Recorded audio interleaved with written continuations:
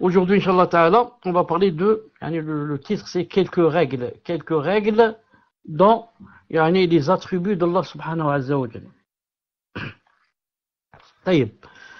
Il a dit ici, وَنُؤْمِنُ بِأَنَّ اللَّهَ تَعَالَى لَا مِثْلَ لَهُ لِكَمَالِ صِفَاتِهِ. C'est-à-dire, ensuite il a cité le verset Shura 11, لَيْسَ كَمِثْلِهِ شَيْءٌ وَهُوَ السَّمِيعُ الْبَصِيرُ. Donc, nous croyons que rien ne ressemble à Allah Azza wa Jal, vu la perfection de ses attributs. Ensuite, il a cité le verset, Naam, il n'y a rien qui lui ressemble et c'est lui l'audient, le clairvoyant. Et c'est lui l'audient, le clairvoyant. Cheikh Ibn Uthaymin rahimahullah ta'ala dit بعد أن تكلمنا على شيء من الصفات وآخرها رؤية الله عز وجل. Après que nous ayons parlé sur quelques attributs, et le dernier attribut c'était la vision d'Allah subhanahu wa ta'ala.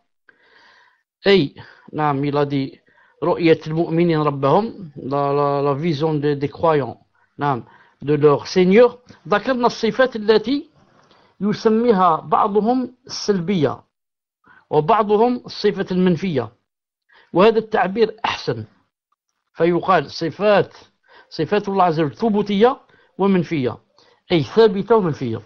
Il a dit maintenant, dans ce cours, il a dit on va parler des attributs d'Allah subhanahu wa ta'ala que certains appellent négatifs, les attributs négatifs, et que certains appellent les attributs qui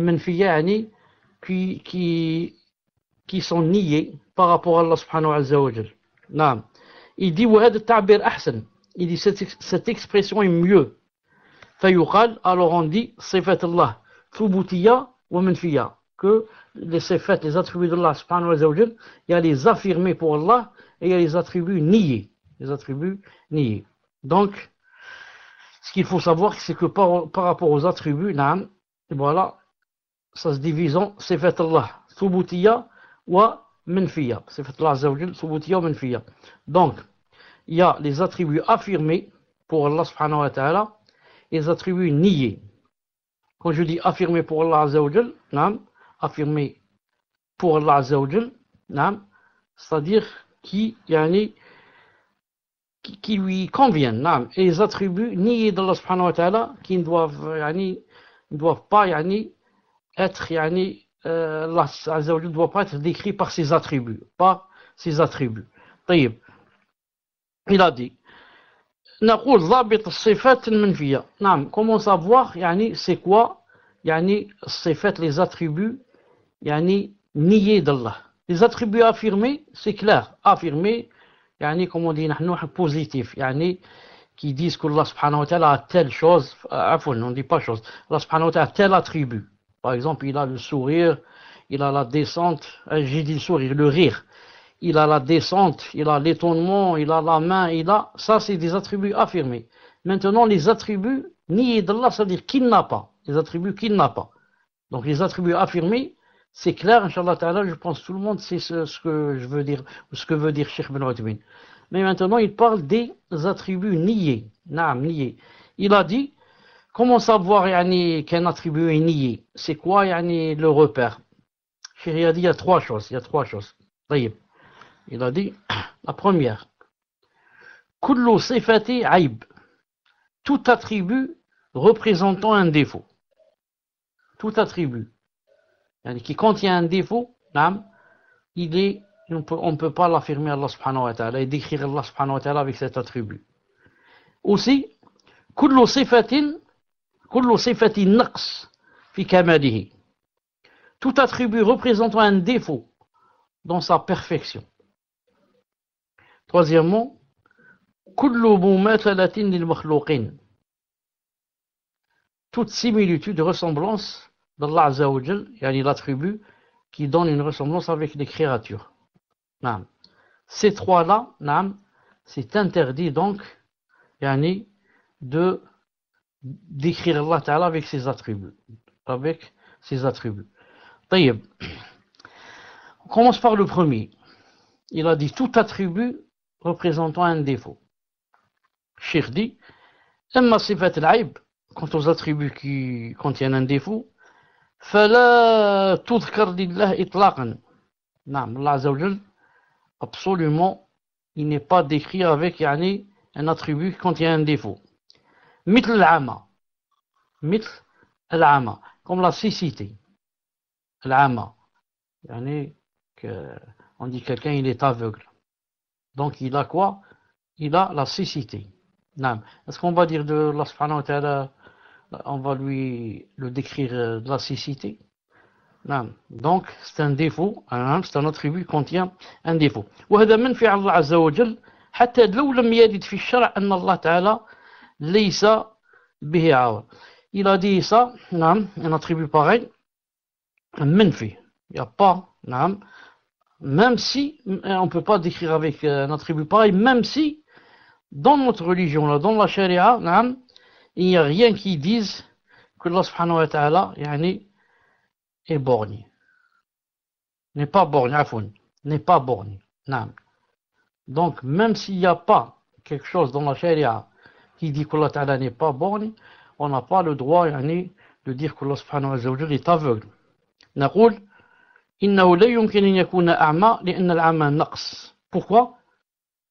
Parce qu'on va dire que c'est pas possible que Allah Azza wa Jal soit aveugle, car la cécité est un défaut, نقص. ولهذا عاب إبراهيم على أبيه. C'est pour ça que Ibrahim alayhi salam عاب على أبيه, يعني il a dit à son père, يعني en lui faisant le reproche, il lui a dit يا أبتي لما تعبد ما لا يسمع ولا يبصر ولا يغني عنك شيئا. Maryam 42. Lorsqu'il dit à son père, ô mon père, pourquoi adores-tu ce qui n'entend ni ne voit et ne te profite en rien? Ici le témoin c'est quoi? Il lui a dit, comment tu adores ce qui n'entend pas, ne voit pas et ne te profite en rien. Donc ça veut dire qu'Allah subhanahu wa ta'ala entend, Allah subhanahu wa ta'ala voit. C'est ça le témoin, Allah ta'ala voit. Donc Ibrahim alayhi salam a fait le reproche à son père. Il a dit, tu adores quelque chose qui n'entend pas et ne voit pas. Donc ce qui prouve que Allah subhanahu wa ta'ala voit. Sinon, le père d'Ibrahim aurait pu lui dire, toi aussi, tu adores un Dieu qui ne voit pas. Non. Deuxièmement, donc ça, c'est la première règle. Tout attribut contenant un défaut, il ne peut pas être, Allah Ta'ala, on ne doit pas le décrire avec cet attribut. Deuxièmement, tout attribut représentant un défaut. J'ai écrit une, je me suis trompé. Tout attribut représentant un défaut dans sa perfection. Tout attribut représentant un défaut dans sa perfection. Il a dit كل نقص في صفة كماله يعني صفته الكاملة لا يمكن أن يأتيها النقص. Voilà, jazakallah khair. Cheikh Ibn Uthaymin dit, qu'est-ce que ça veut dire tout attribut représentant un défaut dans sa perfection? Il a dit صفة Allah Azza wa Jal, Allah Azza wa Jal, ses attributs qui sont parfaits, d'une perfection au point où c'est impossible qu'un défaut puisse les entacher. Ça, les attributs de Allah Azza wa Jal, Allah Ta'ala n'a pas seulement les attributs, mais il a les attributs parfaits, au point où aucun attribut ne peut être entaché par un défaut. Exemple, basaruhu mathalan. Le fait que la vue d'Allah subhanahu wa ta'ala voit. La yadaf, c'est pas il voit mais d'une façon faible. Sam'uhu, le fait que Allah ta'ala entende. N'est pas faible. Chez nous par exemple, une personne elle peut avoir une ouïe faible. Elle entend mais faiblement. La personne peut voir mais pas de loin. Donc faible. Allah subhanahu wa ta'ala abadan. قوته, sa puissance, Allah Azza wa Jal. لا يمكن أن تضعف أبدا, ne peut jamais faiblir. C'est pour cela que, pour comprendre la différence entre le 1 et le 2, regardez le 1. Le 1, c'est, je réaffiche ici, le 1, une seconde, 1. Voilà. 1. Tout attribut représentant un défaut. Et 2. Tout attribut représentant un défaut dans sa perfection. La différence entre les deux, car les deux, on ne peut pas les attribuer à Allah Ta'ala. Tout attribut représentant un défaut, c'est clair. Un attribut contient un défaut, comme la cécité, la surdité, la classe, bain. Deuxièmement, tout attribut représentant un défaut dans sa perfection, c'est-à-dire, ce n'est pas que l'attribut en lui-même est un défaut, mais non, c'est sa perfection qui contient un défaut. Par exemple, il ne dit pas que non, Allah n'entend pas. Il dit Allah entend. Mais, il entend d'une façon faible. Donc le défaut se trouve dans la perfection, pas dans l'attribut. Allah Ta'ala voit, mais sa vue est faible. Allah Ta'ala a une puissance, mais la puissance est un peu faible. Donc ça, c'est tout attribut représentant un défaut, pas dans l'attribut, mais dans la perfection. Là aussi, on ne doit pas décrire Allah subhanahu wa ta'ala avec.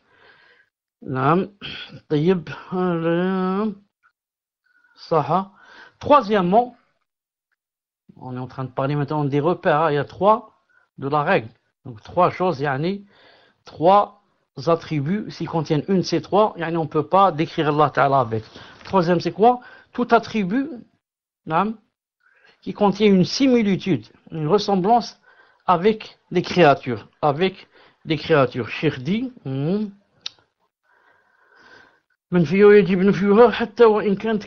il a dit, s'il y a une ressemblance entre Allah subhanahu wa ta'ala et la créature dans un attribut, il a dit, on ne doit pas décrire Allah subhanahu wa ta'ala avec,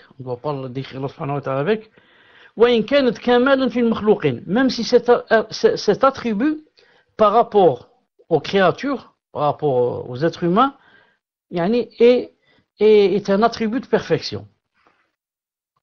Même si l'attribut est un attribut de perfection, chez les personnes, chez les êtres humains, ce n'est pas permis de décrire Allah Ta'ala avec, si, lorsqu'on décrit Allah Ta'ala avec, ça devient, ça fait la ressemblance. Il a dit, ces 3 choses, ce sont, des repères, de la règle pour savoir, quels sont les attributs, qu'on ne peut pas, avec lesquels on ne peut pas décrire Allah subhanahu azza wa jal. Nier d'Allah, les attributs nier d'Allah subhanahu wa ta'ala. Ensuite, il a dit, s'il y a quelque chose qui n'est pas comprise, vous l'annotez. وَنُؤْمِنْ بِأَنَّ اللَّهَ تَعَالَى لَا مِثْلَ لَهُ لِكَمَالِ صِفَاتِهِ.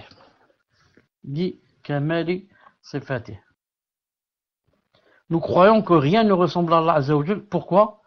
Vu la perfection de ses attributs.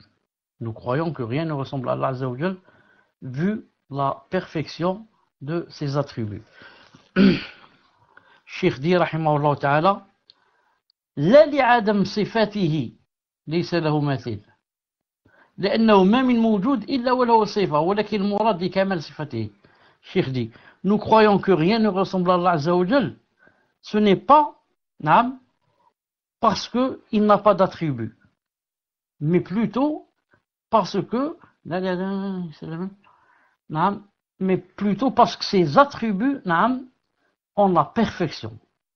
Ce n'est pas comme les attributs des êtres humains. Donc, il dit, Cheikh ici, on croit que Allah subhanahu wa ta'ala ne ressemble, que rien ne ressemble à Allah subhanahu wa ta'ala. Ce n'est pas parce qu'il n'a pas les attributs, mais plutôt parce que ces attributs ont la perfection, sont parfaits. Il a dit pourquoi? Il a dit parce que les gens de la négation, qu'est-ce qu'ils ont dit? Ils ont dit la mithla lahu, ils ont dit Allah Ta'ala, rien ne lui ressemble. فأنكروا صفاته فعلى زعمهم يكون لا مثل له في عدم صفاته. Les gens de la négation, les négateurs, qu'est-ce qu'ils ont dit? Ils ont dit Allah Ta'ala, rien ne lui ressemble. Donc pour dire que rien ne lui ressemble, qu'est-ce qu'on va dire? D'après eux, on va dire que donc Allah Ta'ala n'a pas d'attribut. Parce que si tu dis qu'Allah Ta'ala, par exemple, a la vue, non, tu vas dire les gens aussi ont la vue, même les animaux. Donc, tu as fait de la ressemblance. Si tu dis que Allah Ta'ala, par exemple, a l'étonnement, tu dis les gens aussi s'étonnent. Donc, on ne va pas dire qu'Allah Ta'ala a l'étonnement. Et ceux-là, qu'est-ce qu'ils disent? Ils disent non. Non. Alors là, sinon, on est rentré dans les négateurs. Mais on dit plutôt que Allah Ta'ala ne ressemble pas à ses créatures, non pas parce que il n'a pas d'attributs, mais plutôt parce que ses attributs sont parfaits, alors que les attributs des créatures ne sont pas parfaits. Je ne sais pas si vous comprenez la différence qui est très grande et énorme. Les négateurs disent qu'on ne doit pas dire qu'Allah Ta'ala a des attributs, sinon ça va le faire ressembler aux créatures. On ne va pas dire qu'Allah Ta'ala a des attributs, sinon on va le ressembler aux créatures. Les Sunna disent non. On dit qu'Allah Ta'ala a des attributs, mais la différence c'est que ces attributs sont parfaits, non pas comme les attributs des créatures. Non. On va donner un exemple un peu plus loin. Il a dit La yusaf bi ayyi sifan al-makhluq. Ils ont dit on ne peut la yusaf bi ayyi sifatin al-makhluq. C'est-à-dire que d'après les négateurs, aucun attribut. Non. Car les êtres humains, on ne peut décrire Allah Ta'ala avec cet attribut. Non. Aucun attribut. Que les humains ont cet attribut, on ne peut pas dire qu'Allah Subhanahu wa Ta'ala a cet attribut. Donc si on a la main, on ne dit pas Allah Ta'ala a la main. Sinon on voit, on ne dit pas Allah Ta'ala voit. Sinon on entend, on ne dit pas Allah Ta'ala entend. Il dit sinon tu as fait l'anthropomorphisme. On a ressemblé Allah Subhanahu wa Ta'ala à ses créatures. Alors que le vrai c'est de dire quoi? Il n'y a pas de problème que que l'attribut dans sa base ce qu'a la personne Allah dans le nom, c'est tout. Main, yeux, rire, descendre. L'être humain aussi descend de la voiture, descend de l'ascenseur. Mais la différence c'est où? La différence c'est dans la perfection. Est-ce que nos mains sont comme les mains d'Allah, nos yeux comme ses yeux, son rire comme notre rire, sa vue comme notre vue? Abadan. Naam.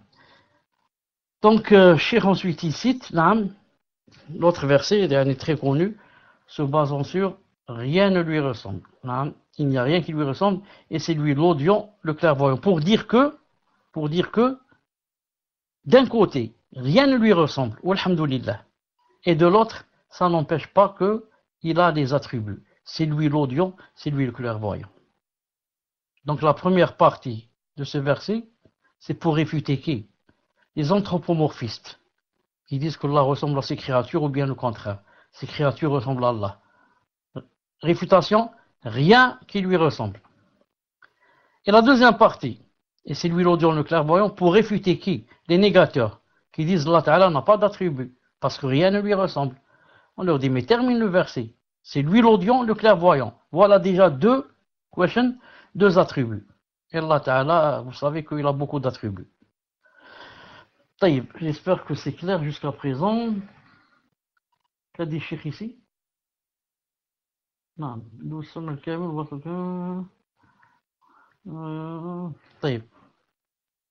Maintenant, il passe à autre chose. Il a dit, bon, dans le verset, il a dit, وَنُؤْمِنْ بِأَنَّ اللَّهَ أو بأنه الله لا تأخذه سنة ولا نوم لكمال حياته وقيوميته. Avant cela, quelqu'un m'a écrit, il m'a dit que il n'a pas bien compris le troisième point. Donc je reviens ici au troisième point vite. On avait dit qu'il y a trois attributs, trois sortes d'attributs qu'il ne fallait pas, dont on les attribue pas à Allah subhanahu wa ta'ala. Tout attribut représentant un défaut, comme la cécité, la surdité d'Allah Ta'ala, n'entend pas, Allah Ta'ala ne voit pas, Allah Ta'ala n'est pas vivant. Ce sont des attributs contenant un défaut, c'est clair. La somnolence, sommeil, là c'est clair. Deuxième, tout attribut représentant un défaut dans sa perfection. Et la différence entre les deux, c'est que dans le premier, l'attribut lui-même est un défaut. Et dans le deuxième, non, l'attribut n'est pas un défaut, mais dans sa perfection, dans la perfection de l'attribut, il y a un défaut. C'est comme par exemple la vue. Il dit sah, Allah Ta'ala voit, mais sa vision est faible. Allah Ta'ala entend sah, mais son oui est faible. Allah Ta'ala a tel attribut, mais il a telle et telle chose dans cet attribut de faiblesse. Donc ici c'est quoi? Ils ne font pas de manquement dans l'attribut, non. Ils reconnaissent l'attribut. Mais leur défaut c'est quoi? C'est de dire que la perfection contient un défaut. La perfection contient un défaut. C'est pour cela que... Afoun, j'ai pas terminé. Ça c'était quoi? C'était les deux. Il reste le troisième.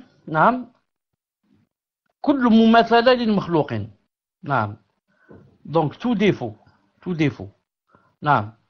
Qui, si on va dire, on va l'attribuer à Allah Azza wa Jal, ça va donner que Allah Ta'ala ressemble aux créatures en tout point. Ou alors que la créature ressemble à Allah en tout point. Donc dans ce cas, cet attribut on ne le donne pas à Allah subhanahu wa ta'ala. On ne le donne pas à Allah subhanahu wa ta'ala. Je donne un exemple, c'est tout. Si on va dire par exemple, par exemple, on va parler de sa main, c'est tout. On va dire que Allah Ta'ala a une main. Allah Ta'ala a deux mains. Nous aussi on a deux mains. Pourquoi on accepte de dire que nous on a deux mains et Allah Ta'ala a deux mains? Quelqu'un peut nous dire, donc vous vous êtes fait ressembler à Allah ou bien vous avez ressemblé à Allah à nous dans les mains. On dit non. Nous, quand on dit qu'Allah Ta'ala a deux mains, premièrement, parce que c'est lui qui a dit qu'il avait deux mains et ce qu'on est mieux que nous. Et deuxièmement, on n'a pas dit qu'il a deux mains comme nos mains. Mais si quelqu'un va dire Allah Ta'ala a deux mains comme nos mains, khalas, il est même devenu kafir wal iyadu billah. Donc, l'attribut, si maintenant, en attribuant à Allah Ta'ala, il va donner une ressemblance dans tous les points, dans ce cas, on ne doit pas l'attribuer à Allah Ta'ala. C'est-à-dire, si quelqu'un va dire qu'Allah Ta'ala a deux mains, on dit d'accord, deux mains qui lui conviennent, deux mains parfaites. Mais s'il va dire qu'il a deux mains comme nos mains, on va dire, ça rentre dans la troisième catégorie. Tu l'as fait, ressembler, similitude avec nous, donc cette chose, on ne la donne pas à Allah subhanahu wa ta'ala. J'espère, Inch'Allah Ta'ala, que c'est clair. Donc maintenant, on continue. On était une seconde.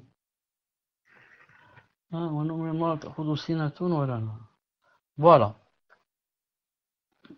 ونؤمن بأنه لا تأخذه سنة ولا نوم لكمال حياته وقيوميته. Et nous croyons que ni somnolence, ni sommeil ne le prennent, ne peuvent atteindre Allah subhanahu wa ta'ala, vu la perfection de sa vie et de sa qiyumiyya. Vu l'imperfection de sa vie et de sa qiyumiyya, parce que c'est lui le qiyum. Vous connaissez tous Allahu la ilaha illa huwa al-hayyul qayyum, la ta'khudhuhu sinatun wa la nawm. طيب. Donc, nous croyons que ni somnolence, ni sommeil ne le prennent. Pourquoi? Vu la perfection de sa vie et de sa qiyumiyya. On va expliquer ça. Et vous avez remarqué. Salam alaikum. Donc maintenant, alhamdoulilah, que quelqu'un m'a montré comment entrer plus ou moins vite. Si jamais quand je déconnecte, vous voyez que je tarde de revenir, c'est pas à cause de moi, c'est à cause de la connexion qui n'est pas revenue vite. Si la connexion tarde à revenir, je suis obligé de tarder avec elle. Il n'y a pas de connexion. Mais si elle revient vite, si la coupure est vite, Inch'Allah, je reviens vite, bi'idhnillahi ta'ala. Qu'est-ce qu'on disait? On disait que le cours d'aujourd'hui, c'est surtout yani, les attributs d'Allah subhanahu wa ta'ala, yani, niés d'Allah, avec les qu'on ne peut pas attribuer à Allah subhanahu wa ta'ala. C'est pour ça qu'il a dit, et nous croyons que ni somnolence, ni sommeil ne le prennent. Il a dit pourquoi? Vu la perfection de sa vie et de sa qayyumiyya. Le qayyumiyya, ça a deux significations. Le qayyum, quand on dit Allahu la ilaha illa huwa al-hayyul qayyum. Le qayyum, celui qui existe par lui-même et se passe de tout autre que lui, parmi la création. Le qayyum, c'est celui qui existe par lui-même. Personne ne l'a fait exister. Hein? Il existe par lui-même et se passe de tout autre que lui parmi la création. C'est Allah subhanahu wa ta'ala. Et le deuxième sens, celui qui veille à l'existence et à la pérennité de toute chose et dont on ne peut ne peut passer la création. Donc c'est celui qui veille à l'existence et à la pérennité de toute chose et dont ne peut ne peut passer la création, ne peut se passer de lui, disons. Non, c'est ça le qayyum. C'est pour cela que, quand on va expliquer maintenant, vous allez comprendre encore plus. Je vois ce qu'on était, voilà. Non. Allez, on était là. Nous croyons que ni somnolence ni sommeil ne le prennent, vu la perfection de sa vie et de sa qayyumiyya. Cheikh Ibn Uthaymin rahimahullah ta'ala dit Sina, quand il a dit La ta'khuduhu sinatun, et nous croyons que ni somnolence, Sina, il a dit Muqaddimat an-nawm, c'est le début du sommeil, son introduction. Et quand la personne elle commence à, les yeux qui commencent à, comment dire, brûler un peu, ensuite là on commence à fermer les yeux. C'est le début, la somnolence. Donc Allah Ta'ala dit, nous croyons que Allah Ta'ala n'a ni somnolence, ni sommeil. Ensuite il a dit, Amma ba'duhum, maintenant vous m'entendez. Il a dit, certains ont dit que le sommeil c'est quoi? Ils ont dit, c'est un voile, un lourd voile qui recouvre le cerveau et qui fait que la personne perd connaissance. Certains ont dit comme ça. Ils ont dit, le sommeil, bon on avait dit c'est quoi la somnolence, maintenant on parle du sommeil. Ils ont dit le sommeil, c'est un lourd voile qui recouvre le cerveau, ce qui fait que la personne perd connaissance. Quand Allah Ta'ala a dit La ta'khuduhu, La ta'khuduhu sinatun wa la nawm, c'est-à-dire ne le prend pas, c'est-à-dire ne peut pas le prendre. En parlant de la somnolence, on parle du sommeil, ne peuvent pas le prendre. Qu'est-ce que ça veut dire ne peut pas le prendre? Il dit ici Ay la taghlibuhu, disons ne peut pas le vaincre. بينما البشر الأصحاء يغلبهم النوم والنعاس. Contrairement aux gens, même les gens qui sont en très bonne santé, le sommeil les prend. Les sommeils, tu as beau le repousser, quand c'est le moment de dormir, là tu peux plus te retenir. Il a dit بالرغم منهم, malgré eux. Il a dit العوام يقولون النوم سلطان جائر. Il a dit, les gens de la masse disent النوم le sommeil, sultan جائر, c'est un roi, sultan, injuste et tyrannique. Il a dit ما يعرف ولا يرحم حتى إذا جاء الإنسان لابد أن ينام ولا ينام باختيار. Il a dit c'est un roi tyrannique qui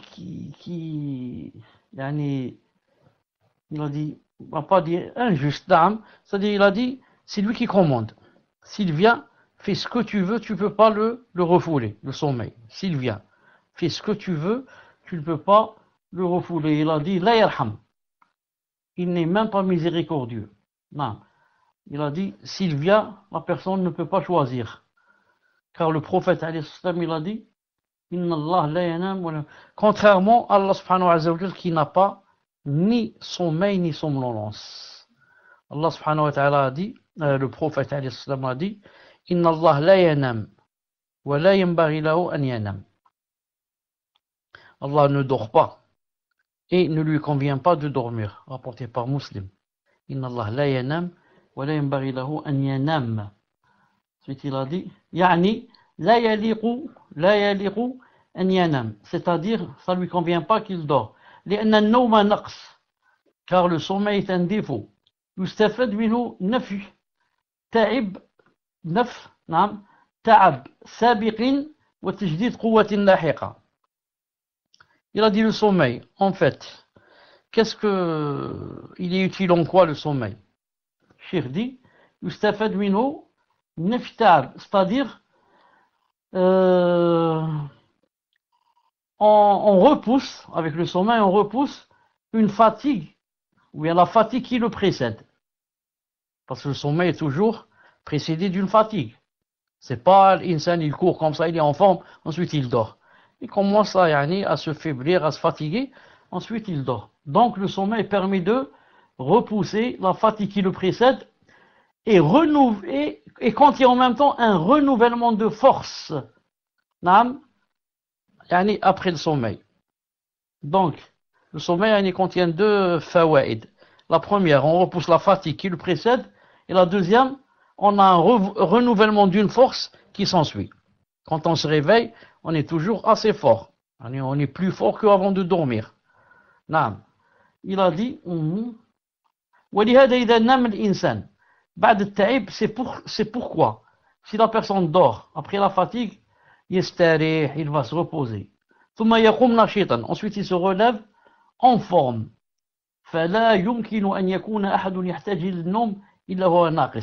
Donc il n'y a pas, Cheikh dit, il n'y a pas une personne qui a besoin de sommeil sans qu'on dise d'elle que c'est un défaut. Sans qu'on dise d'elle que cette personne a disons un manque, a une faiblesse. Malgré que dormir pour les êtres humains, c'est quelque chose de masha'Allah. Mais par rapport à Allah subhanahu wa ta'ala, non. Pour voir que c'est pas tout attribut qu'à l'être humain, on peut le donner à Allah subhanahu wa ta'ala. Donc dormir, pour l'être humain, c'est quoi? C'est un attribut de bien, de perfection. Parce que celui qui dort, ça veut dire, masha'Allah, il a besoin, c'est naturel. Mais pour Allah subhanahu wa ta'ala, ça se dit pas, et ça se fait pas, et c'est pas possible. Et c'est pas possible. Besoin vital, ça. Mais pour Allah subhanahu wa ta'ala, ça devient un défaut. Ça devient un défaut. Et des fois, le contraire. Des fois, un attribut pour l'être humain, c'est un défaut. Et pour Allah subhanahu wa ta'ala, c'est un attribut de perfection. On prend par exemple, takabbur. Allah, pour la personne, le mutakabbir, l'orgueilleux. C'est quoi? L'orgueilleux, s'il ne fait pas tawbah, il va en enfer. On essaie tous le hadith. Et pourtant, Allah subhanahu wa ta'ala a l'attribut de l'orgueil. C'est lui l'orgueil, le mutakabbir. Donc, pour l'être humain, c'est un défaut. Et pour Allah ta'ala, c'est quoi? C'est un attribut de perfection. Et pour le sommeil, c'est le contraire. Pour l'être humain, attribut de perfection. Pour Allah subhanahu wa ta'ala, c'est un défaut. نعم. نشوف هذا اللي راه يكتب لي. طيب. Qu'est-ce qu'il a dit ici? أما الرب, quant au Seigneur, فهو كامل حياة. Sa vie est parfaite. لا يحتاج إلى النوم. Il n'a pas besoin de dormir. Il n'a pas besoin de dormir. وكامل القيومية. Et sa قيومية, le fait, de gérer le monde, elle est aussi parfaite. C'est pour ça qu'il a dit لِكَمَالِ حَيَاتِهِ وَقِيُّمِيَّتِهِ. C'est pour ça qu'il a dit, vu la perfection de sa vie et sa qiyumiyya. Allah Ta'ala ne dort pas, vu la perfection de sa vie. Quant à nous, Yani, on doit dormir parce que notre vie est faible. Si quelqu'un ne dort pas, il va tomber malade. Tu dois dormir. Et Allah subhanahu wa ta'ala ne doit pas aussi dormir, ne dort pas, vu la perfection de sa qiyumiyya. Qiyumiyya, c'est lui, comme on a dit, qui observe tout le monde, c'est lui qui gère. Donc, s'il va dormir, il va se passer des choses. Et dans le verset, il a dit, Ar-Ra'd 33, أَفَمَنْ هُوَ قَائِمٌ عَلَى كُلِّ نَفْسٍ بِمَا كَسَبَتْ أَفَمَنْ هُوَ قَائِمٌ عَلَى كُلِّ نَفْسٍ بِمَا كَسَبَتْ. C'est-à-dire, ça donne à peu près, en français, à peu près, il donne, est-ce que celui qui observe ce que chaque âme requiert, celui qui observe et en même temps surveille, en même temps donne des choses, disons en général, gère le monde en général, toutes les personnes, tous les animaux, toutes les créatures. Est-ce que celui qui observe ce que chaque âme requiert, Cheikh Ibn Uthaymin dit, il n'a pas terminé, il dit, il y a quelque chose de sous-entendu. Il a dit sous-entendu, c'est quoi? C'est-à-dire, est-ce que c'est comme celui qui n'est pas comme ça? C'est pour ça qu'il a dit juste après cela, le verset qui suit, il a dit, est-ce que celui qui observe ce que chaque âme requiert est semblable aux associés? Il a dit, c'est pas possible. Non. Cheikh dit, non. Donc, il a dit, celui qui est qayyum, celui qui a la qayyumiyya, celui qui observe tout, gère tout, ce monde, il a dit, non, aucune chose ne peut se passer sur la terre ou dans le ciel, illa bi amrih, qu'avec son ordre, azza wa jalla, et sa permission. Non. Est-ce que, celui qui est comme ça, Allah Ta'ala, est-ce que, il dort? Non. Ensuite, s'il dormait, qu'est-ce qui va se passer? Il va se passer que ce monde, donc, n'a pas celui qui le gère. Donc, n'a pas celui. Et pendant le temps, il dormirait, ma'azallah, pendant le temps, il dormirait, une demi-heure ou là, une heure ou là. Qu'est-ce qui va se passer? Il va se passer que, beaucoup de choses, dans l'univers ne savent pas, ce qu'ils doivent faire. Et beaucoup de choses, peut-être, voilà, le chaos, naam. Si Allah Ta'ala ne refoulait pas les mots, n'empêchait pas les mœurs, n'empêchait pas des millions de choses, il serait passé le chaos et des choses très graves. Mais alhamdoulilah, c'est une grande ni'ma qu'Allah Ta'ala ne dorme pas. Et qu'Allah Ta'ala sache, seconde par seconde, ce qui se passe dans ce monde. Alhamdoulilah, des ni'ma azima. Naam. Ensuite, il a dit, وَنُؤْمِنُ بِأَنَّ اللَّهَ تَعَالَى لَا يَظْلِمُ أَحَدًا لِكَمَالِ عَدْلِهِ. Et nous croyons qu'Allah Ta'ala ne commet d'injustice envers personne, car sa justice est parfaite. Et vous remarquez toujours avec moi qu'on est en train de parler des attributs niés d'Allah. Il a dit, ne commet pas. On n'est pas en train de parler des attributs affirmatifs, des attributs qu'il ne faut pas donner à Allah Ta'ala. Donc, il ne faut pas lui donner d'injustice, par exemple. Donc, nous croyons qu'Allah ne commet d'injustice envers personne, car sa justice est parfaite. Naam. Cheikh dit, rahimahullah ta'ala, naam. Il a cité le verset, naam. Al-Kahf 49. وَلَا يَظْلِمُ رَبُّكَ أَحَدًا. Et ton Seigneur ne fait de tort à personne. Il a dit, naam, al-zulm, l'injustice. Car on peut dire, et ton Seigneur ne fait d'injustice à personne. L'injustice, c'est qu'on appelle en arabe al-zulm. Il a dit, huwa naqs. C'est le manque.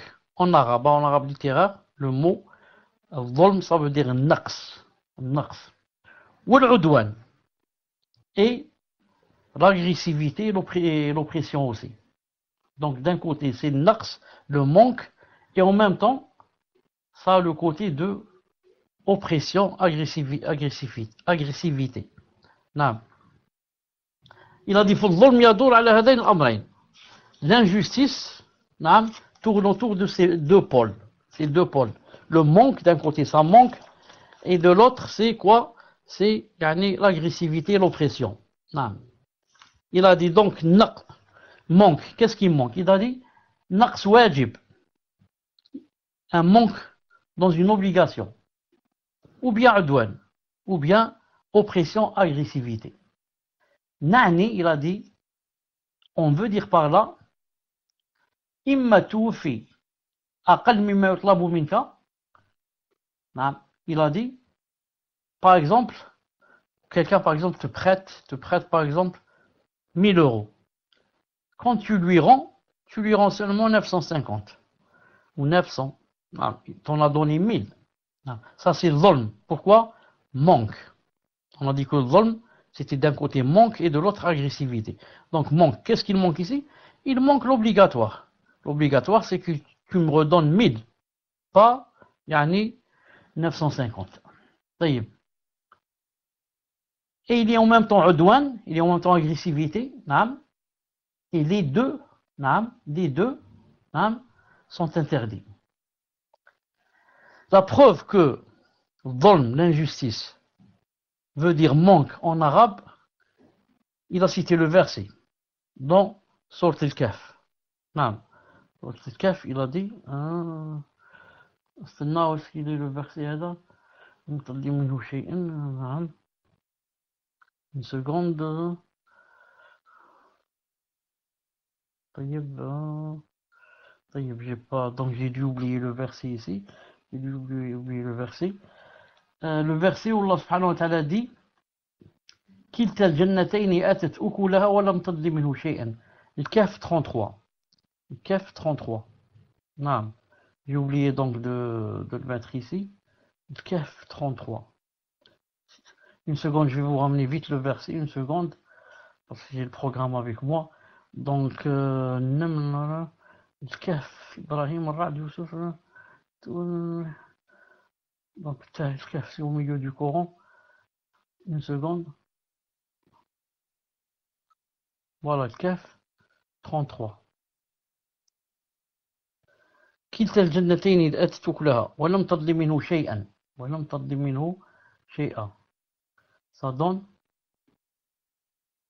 Les deux jardins produisent et leur récolte sans jamais manquer. ولم تظلم منه. Les deux jardins produisent et leur récolte sans jamais manquer.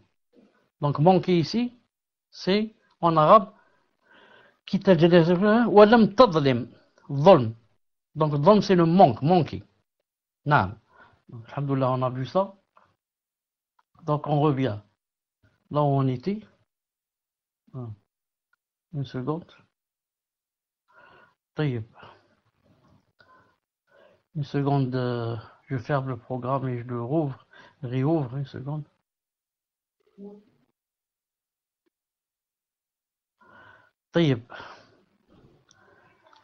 La preuve que Allah subhanahu wa ta'ala ne fait jamais de dôle, d'injustice, c'est le verset qu'il a cité. Et ensuite, je vais ajouter ces un ou deux versets, lorsque Allah subhanahu wa ta'ala dit, ce qu'il dit par exemple, lorsqu'il dit ce verset. وَمَا ظَلَمْنَهُمْ وَلَكِنْ كَانُوا هُمُ الظَّالِمِينَ. Nous ne leur avons fait aucun tort, mais c'était eux les injustes. Et le verset lorsqu'il dit Salam alaikum, vous m'entendez? Alhamdulillah. Il appelle à la prière Salat al-Isha. Je vais prier, je reviens, Inch'Allah. Salam alaikum.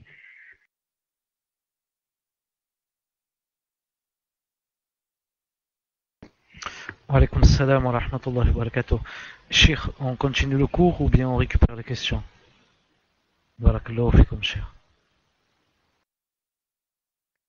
Asma, récupère les micro, une seconde. Récupère les questions car quand je reviens, le cours c'est un quart d'heure, c'est tout. Mais récupère les questions, Inch'Allah. Salam alaikum les admins, est-ce que vous êtes là? Tfadal, on va passer directement aux questions. Tfadal, si vous avez des questions, on laisse le zolm hadak pour le prochain cours, Inch'Allah ta'ala. Tfadal. Naam, Cheikh, donc nous sommes prêts. Dites-moi si vous m'entendez, Inch'Allah.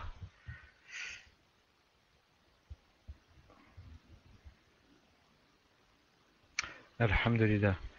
Donc nous allons passer à la première question. Question d'une sœur. Salam alaikum. Ma question est est-ce que le fait d'avoir un pressentiment sur une chose sur laquelle il n'y a aucun signe, cela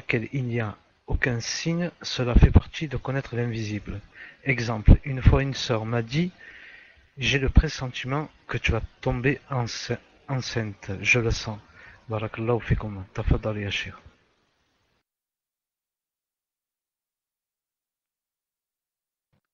Wa alaykoum salam wa rahmatullah. Le pressentiment, naam, il se peut yani, qu'il existe, il se peut qu'il n'existe pas. Je donne un exemple. Le prophète sallallahu alayhi wa sallam a dit yani, il n'y a pas une nation où il n'y a pas un muhaddath. Et s'il y a dans cette nation, c'est Omar ibn Khattab radiyallahu ta'ala anhu. C'est un hadith authentique. Le muhaddath, c'est quelqu'un qui il parle dans son nafs de quelque chose et la chose se produit exactement comme il a parlé. Et Omar ibn Khattab radiyallahu ta'ala anhu était connu pour cela. Non. Il y a 4 ou 5 exemples très connus, comme quoi une fois il a vu les femmes du prophète les hommes rentrer, il a dit pourquoi Rasulullah ou peut-être qu'il a dit dans son cœur s'il y avait le hijab, Allah Ta'ala fait descendre le hijab. Et comme ça, des choses très connues. Al-Muhim, si maintenant une personne se base sur des choses, c'est la deuxième chose. La première des choses, c'est que certaines personnes, Allah Ta'ala leur a donné que il se peut qu'il pense en une chose et que dans plusieurs cas, elle arrive comme il a pensé. La deuxième des choses, par rapport à nous tous, si quelqu'un pressent une chose, se basant sur des choses, sur des dalils, etc. Il dit je pressens telle chose va arriver. Ça ne rentre pas dans l'invisible, ça ne rentre pas dans le shirk, et c'est seulement, il dit je pressens, mais se basant sur des données. Je donne un exemple. Il y a 2 ou 3 jours ou quelques jours, il s'est fait un attentat en France. Supposons que ça récidive dans une semaine ou là, nous on ne souhaite pas ça. On ne souhaite pas ces choses pareilles qui n'ont aucune relation avec la religion. Ensuite, quelqu'un dit je pressens que l'État maintenant va resserrer l'étau. Il dit c'est quelque chose de normal. Pourquoi il s'est basé sur ces délits, des choses, des faits qui sont arrivés, des attentats, etc. Donc je pressens qu'il va se passer telle et telle chose. Si elle se passe, son pressentiment était juste. Si elle ne se passe pas, il s'est trompé, c'est tout. Mais ça ne rentre pas dans l'invisible. L'invisible, c'est comme ça, sans rien, aucun délit ou là, et commencer à parler de l'avenir et dire il va se passer ceci, il va se passer cela. Ça rentre dans l'invisible. C'est un peu maintenant, pour donner un autre exemple très clair, c'est la météo.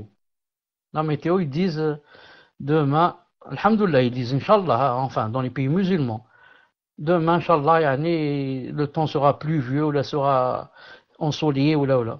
Se basant sur quoi? Se basant sur des faits. Voyons les nuages, en calculant la vitesse du vent, et comme ça. Et je pressens que demain, il y aura la pluie. Donc, c'est se basant sur des faits. Mais celui qui parle comme ça, sans se basant sur rien, celui-là, il peut rentrer dans ce qu'a dit la personne. Wallahu ta'ala alam, tfaddal. Barakallahu fikum. Donc nous allons passer à la deuxième question, question d'une sœur. Assalamu alaikum, question sur le fiqh. Ma question porte sur les teintures pour les textiles. Il y a un colorant qui est d'origine animale obtenu à base d'insectes broyés. Cochenille E120 qui est aussi un additif alimentaire haram. Où on obtient ainsi une poudre de couleur rouge. Et on peut faire des teintures rouges, roses, violets, oranges, etc. Et d'autres nuances. Shir, lorsqu'on ignore l'origine des teintures utilisées pour teindre les textiles, tels que les habits, etc., mais qu'il y a cependant une forte probabilité que la teinture utilisée pour teindre, nos vêtements sont d'origine animale.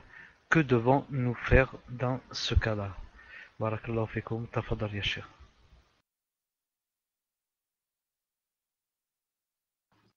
Ce qu'il faut savoir, c'est qu'il y a un hadith dans le Bukhari,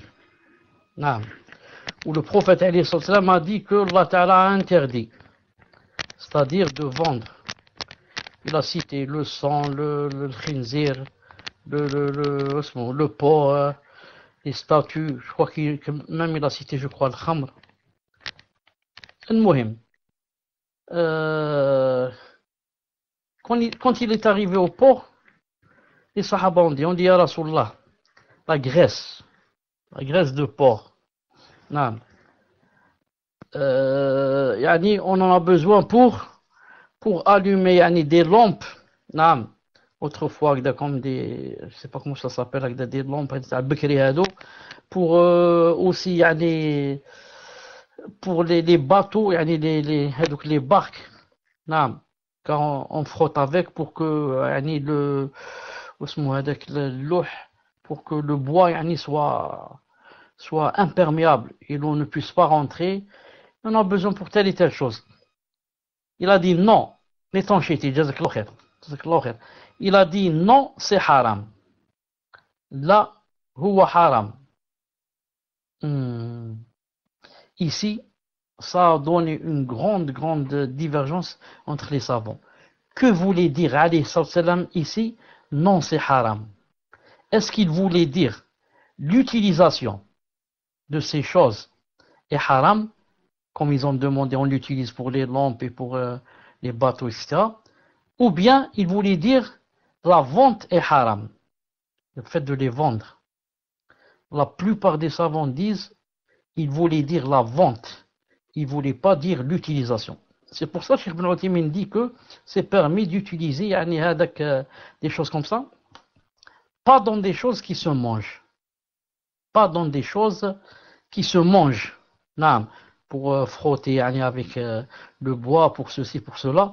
Non, mais pour manger, non. Et aussi, il ne faut pas les vendre, car il a dit, là, huwa haram.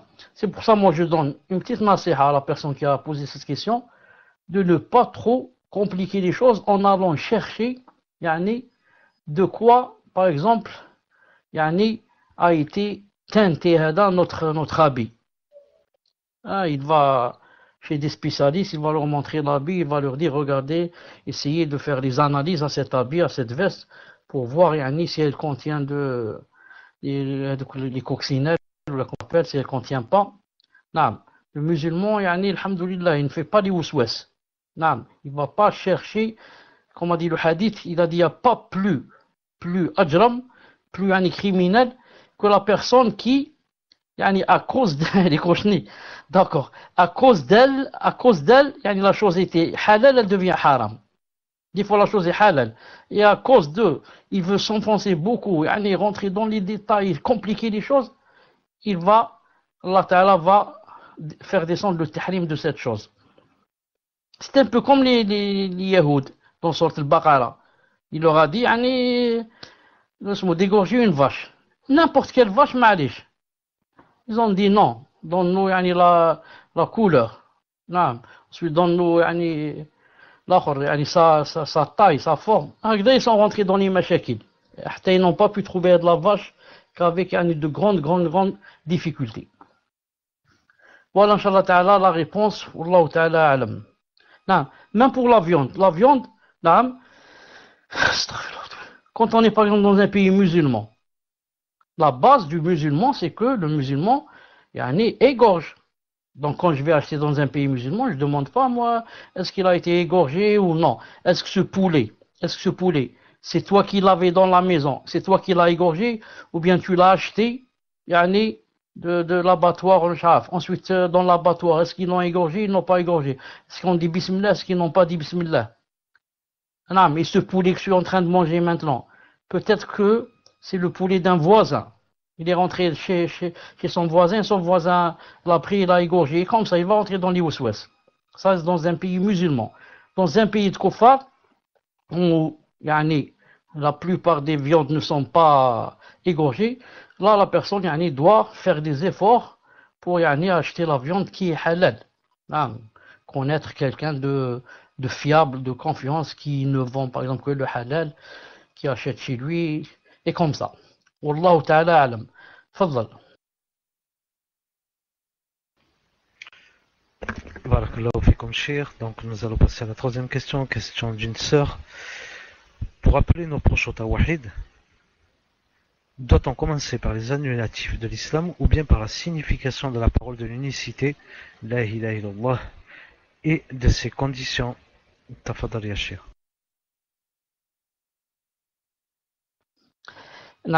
Donc, la réponse est claire. Comment commencer par les annulatifs alors qu'il n'y a pas d'islam?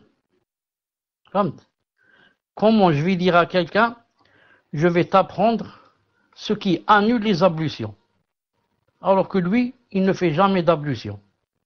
Et il ne sait pas que les ablutions sont obligatoires, et voilà comment on fait les ablutions. Par contre, je lui apprends les ablutions. Quand il apprend, je lui dis attention, ces ablutions, tu risques de les perdre en faisant telle et telle chose. La même chose pour la ilaha illallah, Muhammadun Rasulullah.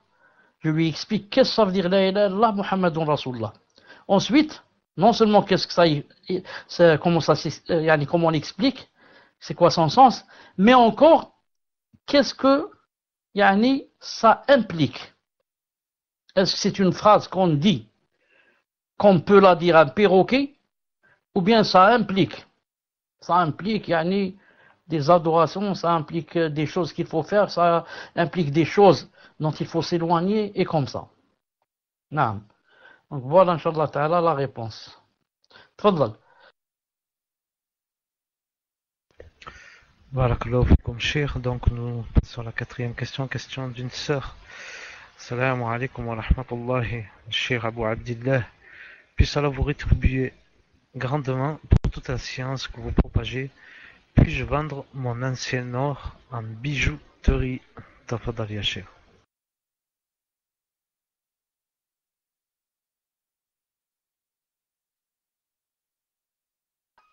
Je pense, Wallahu Ta'ala Alam, que la personne veut dire en bijouterie, il faut me reprendre si je me trompe, c'est-à-dire chez le bijoutier. Est-ce que c'est ça la... Voilà, chez le bijoutier. Il n'y a aucun problème, bi'idhnillah subhanahu wa ta'ala, sauf si elle va lui vendre son or en crédit. Non. Ou bien il lui dit, je te donne une part maintenant, et chaque mois je te donne une part. Ou bien je te donne une part maintenant et la suite dans une semaine, et comme ça. Tout ça c'est haram. Mais si, non, elle lui donne l'or ici, à la même seconde, la même minute, il la paye. Dans ce cas, il n'y a aucun problème, Inch'Allah Ta'ala. Ça doit être content.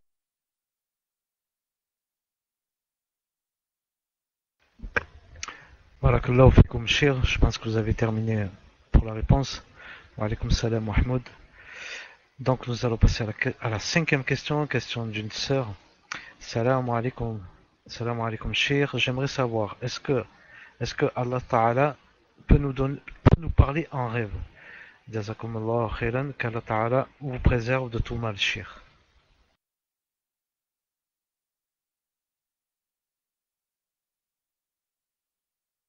C'est dommage, mais je dis c'est dommage, mais allez, moi j'ai pas de problème. Je veux dire, c'est dommage que la plupart des questions n'ont pas rapport avec le cours. Comme m'a fait un whisper ici, une personne, en disant que le cours était très important sur les attributs. Mais allez, ce n'est pas grave, c'est mieux que de ne pas avoir de questions du tout. Surtout que la cinquième question, ça a rapport avec le cours précédent, le cours de en rêve d'Allah subhanahu wa ta'ala. Je vais vous donner quelques fawaïd par rapport à cela. C'est en même temps la réponse à la question. Juste donnez-moi le temps de chauffer un fichier, une seconde. Chauffer un fichier. Une seconde.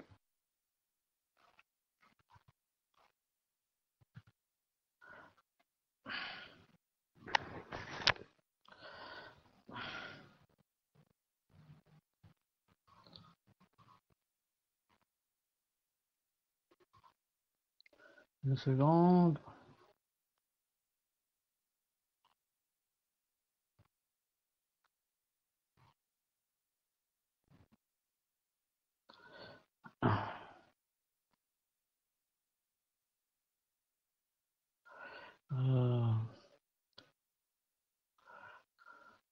Ça chauffe, j'arrive presque.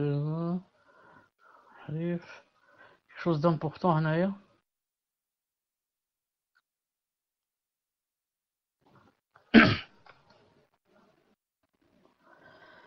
Une seconde, je suis de voir dans un fichier.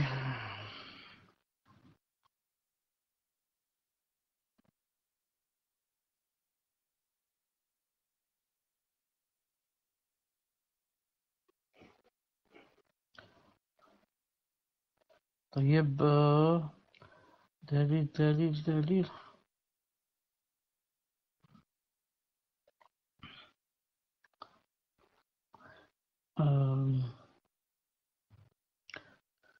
طيب j'ai trouvé, alhamdoulilah. Donc on va voir juste où ça commence. طيب une seconde, je vais fichier dans صغر شوية.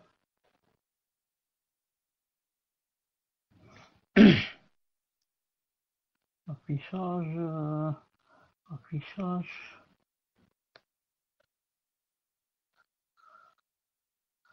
Largeur du texte, largeur de la page. طيب. Est-ce que vous m'entendez les admins? Vous m'entendez?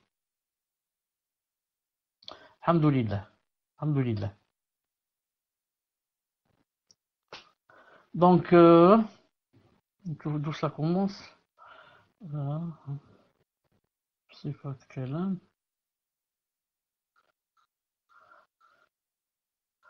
Une seconde, moi j'ai perdu où commence le fichier. Une seconde. Une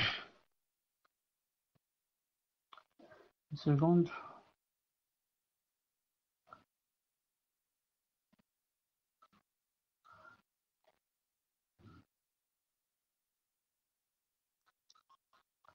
Subhanallah, là, j'ai perdu où ça commence. Une seconde.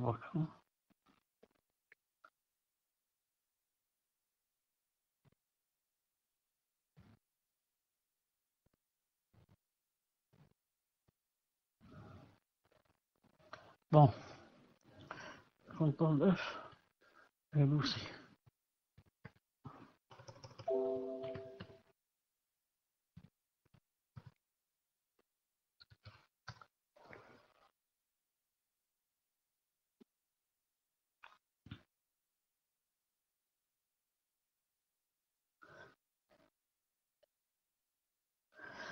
Donc, je dis,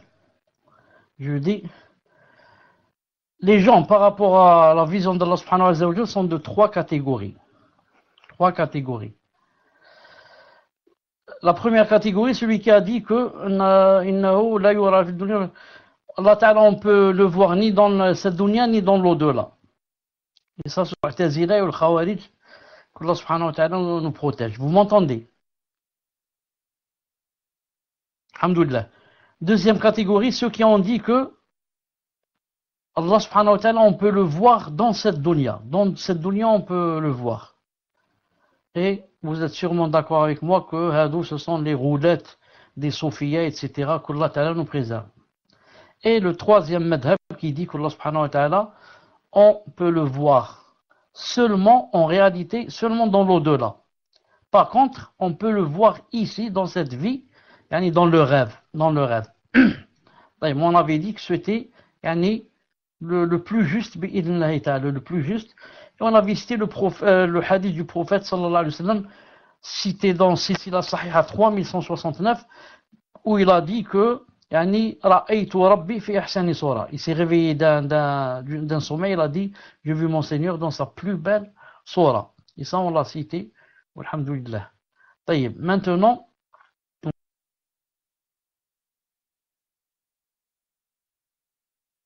est-ce que vous m'entendez? طيب. نشوف mon fichier de tout à l'heure parce que je me suis déconnecté. Donc, on va voir le fichier tout à l'heure. Affichage, bonjour de la page.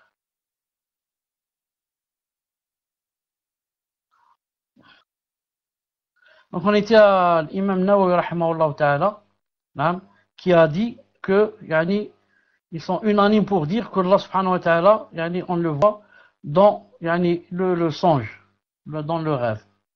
نعم. وذكر البغوي في شرح السنة عن شيخه الإمام أنه قال نعم qu'est-ce qu'il a dit il a dit رؤية الله في المنام جائزة نعم Cheikh l'Islam Taymiyyah a dit confirmez-moi que vous m'entendez a dit dans son livre تلبيس إبليس عفوا تلبيس الجهمية بيان تلبيس الجهمية tome 1 325 il a dit وإذا كان كذلك et si c'est ainsi فالإنسان قد يرى ربه في المنام il a dit la personne peut voir Allah subhanahu wa ta'ala dans le manam dans le rêve ويخاطبه et lui parler هذا حق في الرؤيا ça c'est véridique dans يعني la vision ce qu'il a vu dans le manam ولا يجوز أن يعتقد أن الله في نفسه mais il ne doit pas يعني croire que Allah subhanahu wa ta'ala donc se trouve en lui. Allah se trouve en lui, il l'a vu. Non. Mitmara, comme a vu yani, quelqu'un qui voit par exemple dans le rêve, il voit yani, son oncle ou quelqu'un ou là. نعم ولكن لابد أن تكون الصورة التي رأى فيها مناسبة ومشابهة لاعتقاد في ربه فإن كان il a dit et il va le voir voilà il va le voir d'après يعني comment يعني c'est الاعتقاد sa عقيدة par rapport à Allah عز وجل il a dit فإن كان إيمانه واعتقاده حقا si يعني sa عقيدة ما شاء الله son إيمان ما شاء الله أوتي من صور وسمع من كلام alors il va voir Allah subhanahu wa ta'ala d'après يعني certaines صور نعم صورة et il va entendre يعني de Allah subhanahu wa ta'ala le kalam d'après son يعني sa عقيدة et sa iman et son iman نعم et sinon il a dit c'est le contraire قال بعض المشايخ إذا رأى العبد ربه في صورة كان تلك الصورة حجابا بينه وبين الله il a dit Cheikh l'Islam a dit certains mashayikh ont dit s'il voit Allah subhanahu wa ta'ala dans une certaine sourate donc cette sourate c'est un voile entre lui et Allah subhanahu wa ta'ala وما زال الصالحون وغيرهم et les gens vertueux et les autres ne cessent يرون ربهم de voir Allah subhanahu wa ta'ala dans le rêve ويخاطبهم et il leur parle وما ظن عاقل ينكر ذلك et je ne pense pas que quelqu'un يعني de raisonnable puisse nier cela comme ça dit Cheikh l'Islam نعم ensuite زاد كمل شوية ensuite Cheikh Ben Baz رحمه الله تعالى on lui a dit ما حكم من يدعي أنه قد رأى رب العزة في المنام on a demandé à Cheikh Ben Baz on lui a dit quel est le jugement de celui quelqu'un qui prétend qu'il a vu Allah subhanahu wa ta'ala dans le songe وهل كما يزعم البعض أن الإمام أحمد بن حنبل قد رأى ربه في المنام أكثر من 100 مرة est-ce que c'est vrai que l'imam Ahmed a vu Allah ta'ala dans le songe plus de 100 fois il a répondu Cheikh Ben Baz ذكر شيخ الإسلام رحمه الله تعالى وآخرون Cheikh l'Islam a dit et d'autres que c'est possible de voir Allah subhanahu wa ta'ala في المنام c'est Cheikh Ben Baz qui dit ça ولكن يكون ما رآه ليس هو الحقيقة mais ce qu'il voit dans le manam ce n'est pas ça la réalité لأن الله سبحانه وتعالى لا يشبهه شيء parce que Allah subhanahu wa ta'ala rien ne lui ressemble il a cité le verset ليس كمثله شيء وهو السميع البصير نعم وسئل الشيخ بن عثيمين رحمه الله تعالى نعم بالنسبة لرؤية الله عز وجل هل يصح القول بأنها يمكن أن تقع لأي مؤمن par rapport à voir Allah subhanahu wa ta'ala dans le songe est-ce que c'est possible que ça se passe pour chaque croyant جواب الشيخ بن عثيمين رؤية الله تعالى في المنام في الدنيا طبعا la vision d'Allah subhanahu wa ta'ala dans le songe dans la dunya bien sûr لأن الآخرة ليس فيها النوم يعني Parce que l'au-delà, il n'y a pas de... on ne dort pas. Nous, on est en train de parler de voir Allah subhanahu wa ta'ala quand on dort. Or, il a dit, ça c'est dans la dunya. Quand tu as dans l'au-delà, il n'y a pas on ne dort pas. Non. Il a dit, il a dit dans cela, il y a un hadith très connu qu'on a cité, comme quoi le prophète s'est réveillé, il a dit, j'ai vu mon Seigneur. Non. Il a dit, il a dit, mais ça, c'est le prophète a vu Allah Ta'ala dans le manam. Il a dit, mais par rapport aux autres, à part le prophète, il a dit, je ne sais pas si ça existe ou ça n'existe pas. Mais, لكن قد ذكر أن الإمام أحمد, il a été cité que l'imam Ahmed a vu son Seigneur dans le songe. وذكر شيخ الإسلام que Allah Ta'ala, on peut le voir dans le songe. Naam. Il a dit, فالله تعالى أعلم. فالله تعالى أعلم. Donc il a cité ceux qui ont dit qui l'ont vu. Naam. وسئل المحدث شيخ مقبل الوادعي رحمه الله. سئل dans تحفة المجيب سؤال numéro 68. هل يرى المؤمن ربه في المنام مع الدليل. Est-ce que c'est possible que quelqu'un voit Allah Ta'ala dans le songe? Et c'est quoi le dalil? Il a répondu, ليس هناك ما يمنع. Il n'y a pas ce qui empêche. نعم. Et il a cité hadith Mu'ad ibn Ayyash ibn Abbas. نعم. Et il a dit donc ça existe. Ensuite il a dit وهكذا نقل عن الإمام أحمد. نقل عن الإمام أحمد et يعني d'autres, نعم, que ils ont vu Allah subhanahu wa ta'ala fi al-manam. نعم. Il a dit, mais si quelqu'un voit son Seigneur dans le manam et il voit des choses qui ne sont pas conformes avec la charia, فلا يقبل هذا. Donc on ne doit pas accepter cela. نعم. Car ça peut être des wasawis. Et l'Alousi, le grand Mufsir l'Alousi, rahimahullah, qu'est-ce qu'il a dit dans Ruh al-Ma'ani, Juz 9, tombe 9 page 52, il a dit, فأنا, c'est l'Alousi qui dit ça, فأنا والله, il a dit, moi je jure, والله تعالى, je jure par Allah subhanahu wa ta'ala, قد رأيت ربي مناما 3 مرات, que j'ai vu Allah subhanahu wa ta'ala dans le songe 3 fois. Je jure par Allah ta'ala, et vous savez c'est qui l'Alousi, c'est pas n'importe qui. Je jure que j'ai vu Allah subhanahu wa ta'ala dans le songe 3 fois. وكانت المرة الثالثة, et la 3e fois c'était en 1246 بعد الهجرة. نعم. رأيته, je l'ai vu, نعم, وله من النور ما له, et il a de la lumière, نعم, ce que seul Allah subhanahu wa ta'ala sait. نعم.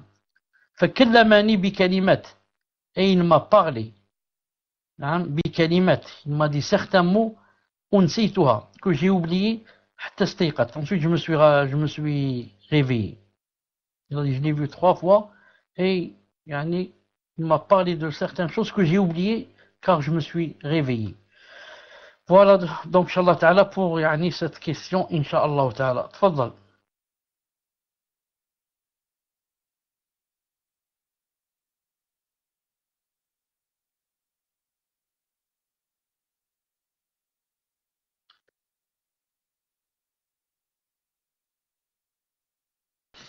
Naam, cher, jazakallahu khairan wa barakallahu fik. Salam alaikum wa rahmatullahi wa barakatuh. Donc là, on demande sur le salon, donc la sœur contacteur demande, cher, pour être sûr d'avoir bien compris, la personne peut voir Allah dans le songe selon la façon dont il a connu son Seigneur, selon sa aqida. Fadla cher, jazakallahu khairan wa barakallahu fik. Vous avez entendu ce qu'on a dit de l'Alousi, rahimahullah ta'ala, il a dit quoi? Lumière, si le prophète lui-même, il est monté chez lui, Azza wa Jal, il n'a pas pu le voir à cause de la lumière. Donc c'est impossible qu'il le voie en réalité comme ça, comme on dit à 100% dans le rêve. Mais comme on dit Al-Alousi, il a dit, j'ai vu comme ça une grande lumière, mais le problème, c'est quoi? Le problème c'est de sentir dans le cœur. Tu sens que c'est Allah Ta'ala que tu es en train de voir et qui par exemple te parle, il te dit telle ou telle chose. Mais en fait, tu peux pas voir, comme tu vois quelqu'un que tu connais, ou là, car Allah subhanahu wa ta'ala, personne ne peut le voir jusqu'à ce qu'on meurt. Non. mais il voit yani, de la lumière d'après sa aqida. Plus sa aqida est bonne, plus son iman est bon, plus yani, il voit plus de lumière et la lumière est plus visible, plus proche. Les mots peut-être qu'il entend sont plus clairs et comme ça. Naam. Et il se réveille avec une grande joie dans le cœur. Naam, il a senti yani, que c'est pas des waswas, c'est que c'est pas shaitan. Tfadal. Naam, jazakallahu khairan wa barakallahu fika Cheikh. Donc on va continuer les questions que Frère Fawzi avait prises. Donc prochaine question, question numéro 6. Question numéro 6, question d'une sœur qui dit une personne m'a dit une parole dont je n'ai pas trouvé de fondement. Donc je vous demande de m'éclairer. La parole concerne le fait que les sœurs, nous laissons traîner notre djilbab, mais le sol n'est pas forcément très propre dehors, c'est-à-dire en France. Cette personne m'a dit que les doigts peuvent ne pas être acceptés à cause de cela, car il peut y avoir des souillures et que l'on n'est pas à l'époque où le sol était de terre. Cette parole est-elle vraie? Jazakallahu khairan wa barakallahu fika Cheikh. Tafaddal. Cette parole n'est pas vraie et contient deux fautes. La première quand elle, ou alors disons la deuxième, ça je vais faire de la deuxième la première, quand elle dit que on n'est pas à l'époque où le sol était de terre. Ce n'est pas une obligation. Ce n'est pas une obligation. Même si la personne n'est pas de terre. Le sol n'est pas de terre, mais s'il est par exemple de goudron, là, ça ne change rien. Car si le djilbab va être touché par la souillure, si elle marche, ensuite, le goudron va jouer le rôle de le désinfecter et d'enlever cette souillure. Et ensuite, la souillure, c'est pas, ça se trouve pas partout comme ça, à ce point. Et la deuxième des choses, qui est un peu grave, quand elle a dit, il se peut que les doigts ne soient pas acceptés. Or, ça n'a rien à voir, cette chose, avec les doigts. La personne a fait la sunna, donc, je ne vois pas pourquoi, elle peut être, son djilbab peut être touché par la souillure ou pas autre chose, sans faire exprès, et qu'Allah Ta'ala va la punir en ne pas acceptant ses doigts. Ça, c'est vraiment, contraire à la charia. Ensuite, ce qu'il faut savoir, c'est que, laisser le djilbab traîner comme ça, derrière, jusqu'à un demi-mètre ou plus, c'est permis. C'est la permission, mais c'est pas la sunna. Naam. La sunna, c'est juste shibr. Shibr, ça veut dire un doigt, un empan, après, les chevilles. Naam. Ou après, peut-être les pieds. Mais, laisser comme ça un demi-mètre traîner derrière, ça c'est la permission. Or, la sunna, c'est mieux que la permission. Vous savez que la sunna, c'est mieux que la permission. Naam. Donc, tfaddal.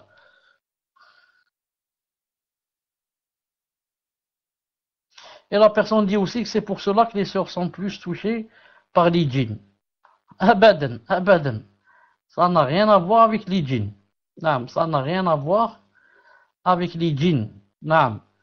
Ça n'a rien à voir avec les djinns bi'idhnahi ta'ala, car la personne qui craint Allah ta'ala et veut appliquer ce que pour elle pense que c'est de la sunna et que Allah ta'ala est ravi de moi, donc comment qu'il va la punir en lui envoyant des djinns? Non, la sunna peut, en l'appliquant, Allah Ta'ala fait de sorte d'éloigner de toi les problèmes et les djinns. C'est pas, il les pousse contre toi. Non, ce sont la plupart des gens qui parlent comme ça par, ils raisonnent de leur tête. Ils raisonnent de leur tête. C'est-à-dire, ils n'ont pas de texte avec eux. Non, il peut te faire rentrer dans les waswas. Fawzi, écrit numéro 1 si tu es là, Fawzi.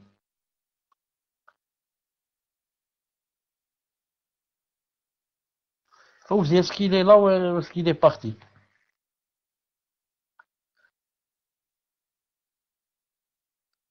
Un souci de connexion. Mais allez, s'il revient, vous me faites part, Inch'Allah Ta'ala. Tfaddal. Naam, jazakallahu khairan wa barakallahu fik Cheikh. Donc nous allons passer à la deuxième question. Question d'un frère qui demande... Donc voilà, Cheikh, donc c'est deuxième question. Oui, pour moi, mais pour vous c'est la septième. Donc septième question d'un frère qui dit: Cheikh, ça fait 3 ans que je vous suis sur la radio et c'est la deuxième fois que j'arrive à accéder au direct. Masha'Allah, ni'ma. Je voulais savoir, quand j'écoute les cours passés et qu'il y a des doigts, puis-je dire Amin? Barakallahu fikum, qu'Allah bénisse vos biens et votre famille. Cheikh, je suis ému, je vous aime fort, fillah. Cheikh. Fadal wa jazakallahu khairan, ya Cheikh. Je dis أحبك الذي أحببتني فيه et je ne comprends pas yani, pourquoi yani, la personne n'arrive pas à accéder, c'est la deuxième fois c'est tout. Je ne sais pas yani, si j'ai pas peut-être bien compris, est-ce que la personne, c'est-à-dire c'est elle qui ne peut pas parce que yani, elle est occupée, etc. Ou bien ne peut pas parce que c'est difficile. Parce que c'est difficile yani, d'accéder. Je ne sais pas, j'ai pas compris. المهم. Elle dit la question c'est quoi? Ah, peut-être occupé ou la mal. Moi, j'ai cru comprendre que le problème qu'on prend le plateau, car beaucoup ne trouvent pas l'arôme. Ne trouvent pas l'arôme, mais peut-être ne rentrent pas au moment où il y a le cours. Ne rentrent pas au moment où il y a le cours. C'est pour ça qu'ils ne trouvent pas. Non. Donc la question c'était quoi? Quand j'écoute des doigts, puis-je dire Amin?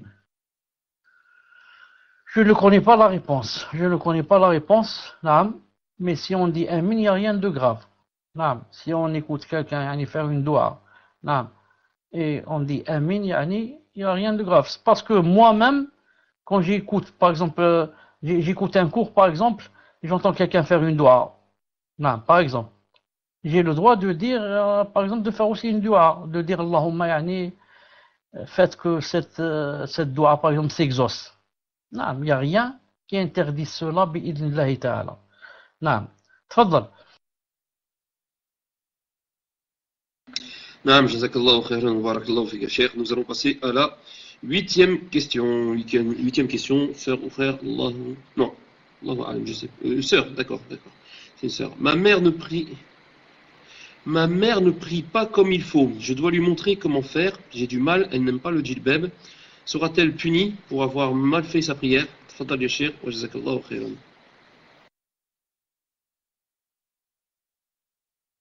Mahmoud, est-ce que tu es là? Je t'ai pas entendu lire la question. Ah, vous m'avez pas entendu? D'accord, je recommence, Inch'Allah, Cheikh. Est-ce que vous m'entendez maintenant? Est-ce que vous m'entendez, cher? Est-ce que vous avez... Alhamdulillah. Donc la sœur dit, ma mère ne prie pas comme il faut. Je dois lui montrer comment faire. J'ai du mal, elle n'aime pas le djilbab. Sera-t-elle punie pour avoir mal fait ses prières? Tfadal Cheikh, wa jazakallahu khairan.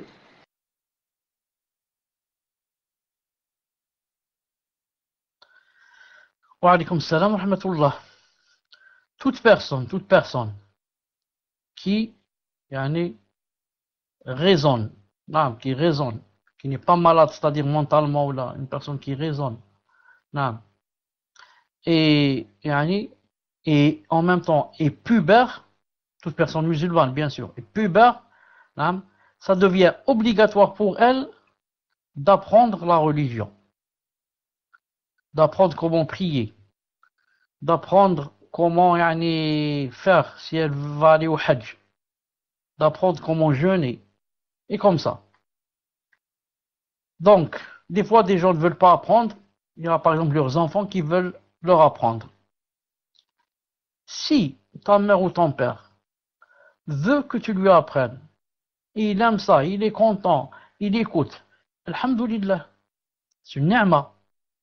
Et si par contre il ne veut pas, et il dit éloigne-toi de moi, je ne veux rien entendre de toi, ne me parle pas de religion, ceci, cela, alhamdoulilah, il a établi la preuve sur lui.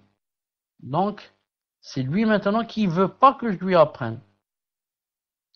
Donc, dans ce cas, cette personne fait des péchés.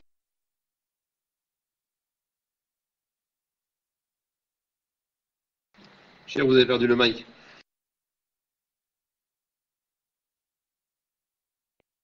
Salam alaikum, vous m'entendez? Voilà.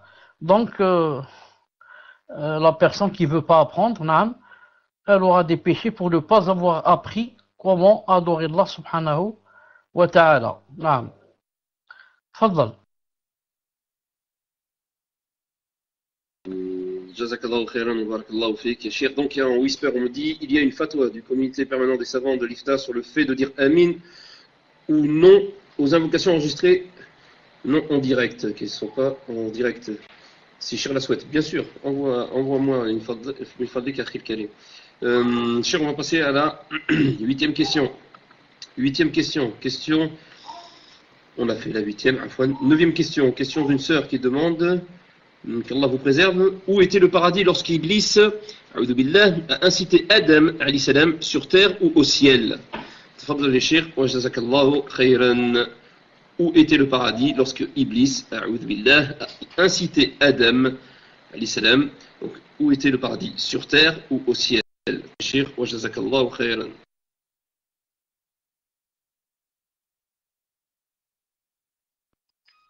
Donc, en même temps, on va profiter de la fatwa du comité permanent.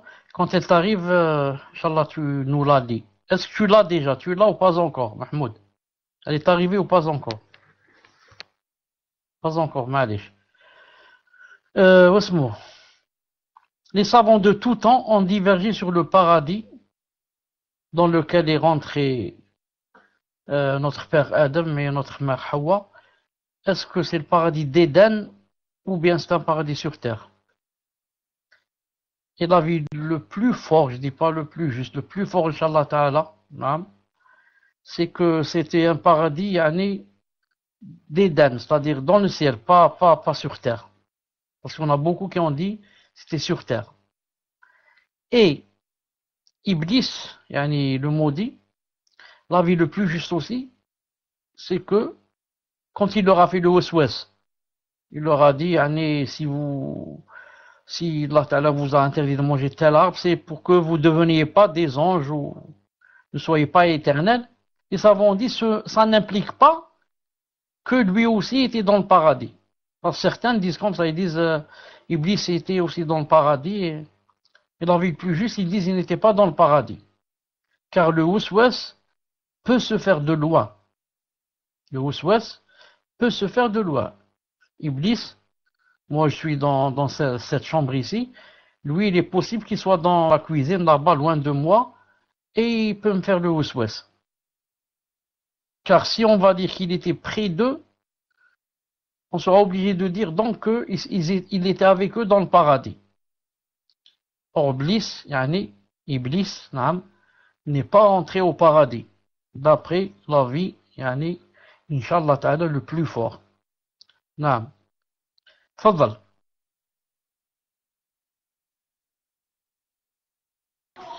Naam, jazakallahu khayran wa barakallahu fik. Donc, Cheikh, je vais vous lire ce que le frère Ismaïl, qu'Allah le préserve, m'a envoyé. Question, est-ce que lorsque j'entends un enregistrement datant d'un an ou deux d'un cheikh qui fait des implorations, je dois la faire suivre par Amin? Réponse, l'imploration et la faire suivre par Amin est une adoration, de même que ce qui est prescrit par la religion est de dire Amin, suite à l'imploration d'une personne présente. Par contre, les implorations enregistrées suivies par Amin ne sont pas légiférées parce qu'il n'y a pas de personne réelle qui implore. Qu'Allah vous accorde la réussite et que les prières et le salut soient sur notre prophète Muhammad sallallahu alayhi wa sallam ainsi que sur sa famille et ses compagnons. La question 5 de la fatwa numéro 21675, publiée par ifta.net. Fadal al-Cheikh wa jazakallahu khayran. Mahmoud, tu as lu un peu vite, mais est-ce que j'ai bien compris qu'il a dit qu'on ne dit pas? Est-ce qu'il a dit qu'on ne dit pas? Il faut pas. Aïe, alhamdoulilah. Donc, vous avez entendu la fatwa du comité permanent que si c'est en différé, quelqu'un fait une doua, on ne dit pas Amin. Pour dire Amin, il faudrait que la personne soit présente. Mais bien sûr, ça n'empêche pas, comme j'ai dit tout à l'heure, si je veux faire une doua et demander à Allah subhanahu wa ta'ala, par exemple, que cette doua soit exaucée, ce n'est pas interdit, Inch'Allah ta'ala. Taïb, je voulais aussi dire une autre chose.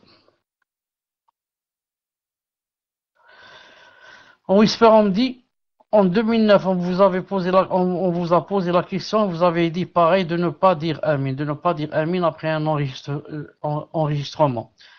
Amin, je me rappelle pas, car si je me suis rappelé, donc j'aurais pas dit aujourd'hui le contraire. Mais ce que je sais par exemple, c'est que si j'entends le adhan, le mu'addin, je l'entends par exemple en différé, je dis pas la dua. Je dis pas Allahumma rabba hadi da'wa tamma wa salat qaima et comme ça. Et je le suis pas aussi. Lorsqu'il dit Allahu Akbar, je dis pas derrière lui Allahu Akbar. Pourquoi? Parce que c'est en différé. Donc, Inch'Allah Ta'ala, c'est la même chose pour Amin. Tfaddal. Non, cher, donc c'est en différé pour juste dire que, par exemple, si on regarde la chaîne Mecca et qu'il y a l'Aden en direct, on peut répéter après. Voilà, que les choses soient bien claires, Achir. Est-ce que c'est ça?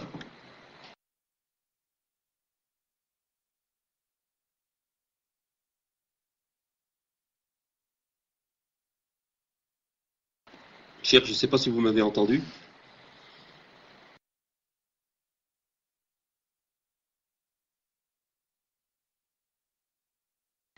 Donc, Cher n'est pas là, je pense, vu qu'il n'a pas pris le mic. Il doit avoir un petit souci de connexion. Ah, alhamdoulilah. Cher, est-ce que vous pouvez m'ouvrir vos PV? Ibnillah.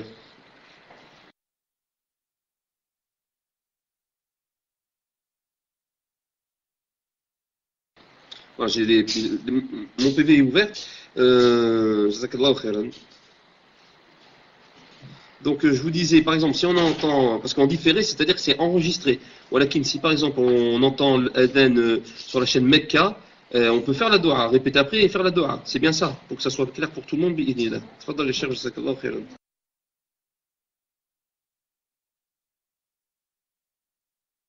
Non, si on l'entend en direct, même si tu l'entends par exemple à la télé, il est en direct.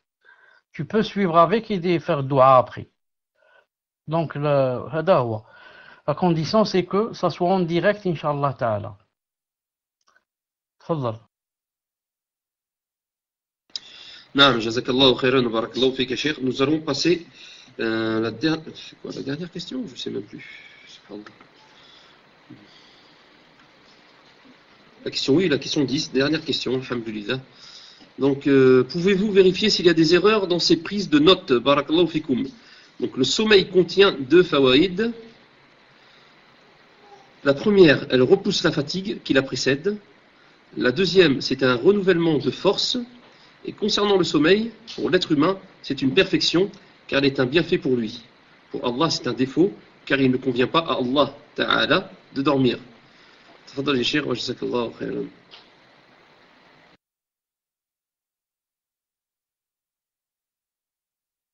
Mahmoud, tu es là? Oui, cheikh, je suis là. Astaghfirullah, je sais pas pourquoi je n'ai rien entendu de ce que tu as dit. Je sais pas s'il y a beaucoup de coupures ou là, qu'est-ce qui se passe ou là, spécialement toi ou là. Mahmoud, autre chose. Le PV est ouvert, Est-ce que tu te rappelles quel est le code de l'admin? Pour devenir admin, il y a un code que je donne. Si tu te rappelles, envoie-le-moi dans le PV. Ah, cheikh, je me rappelle même pas du code de ma carte bleue. Subhanallah al-Azim. Je le perds souvent. Donc, code pour l'admin, je me rappelle du tout premier que vous avez mis en 2006, mais alors les autres, je ne me rappelle plus du tout. Plus du tout. Donc, je vous lis, Inch'Allah, la question numéro 10, je vous la relis. Bi'idhnillah. Pouvez-vous vérifier s'il y a des erreurs dans ces prises de notes? Barakallahu fikoum. Le sommeil contient deux fawaïd. La première, elle repousse la fatigue qui la précède. La deuxième, c'est un renouvellement de force. Et concernant le sommeil, pour l'être humain, c'est une perfection, car elle est un bienfait pour lui. Pour Allah, c'est un défaut, car il ne convient pas à Allah Ta'ala de dormir. Donc je ne sais pas si vous m'avez entendu, si les autres m'entendent ou pas. Donc si vous m'entendez, les admins, alhamdulillah. Donc je ne sais pas si vous m'avez entendu. Tfaddal wa jazakallahu khairan. J'ai pas entendu, mais je vois la question devant moi ici. Non, devant moi ici. Une seconde.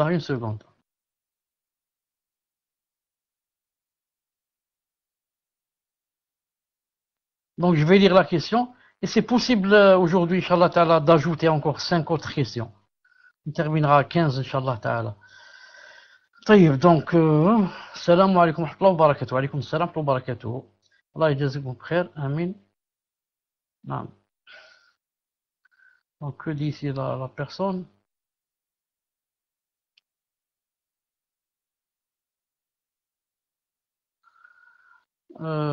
Pouvez-vous vérifier s'il y a des erreurs dans ces prises de notes? Barakallahu fikum. Le sommeil contient 2 faouid. La première, il repousse la fatigue qui le précède. La deuxième, c'est un renouvellement de force. Naam. Et concernant le sommeil, pour l'être humain, c'est une perfection car c'est un bienfait pour lui. Et pour Allah, c'est un défaut car il ne convient pas là de dormir. Masha'Allah. C'est très bien. Naam. Masha'Allah. Taïb. On m'envoie quelque chose ici qui dit, je vous lis. Le Cheikh a dit que l'avis de Cheikh bin Uthaymin, c'était que les pertes blanches annulent les ablutions. Naam. Et ça se trouve dans la réponse de 60 questions à Hadouk.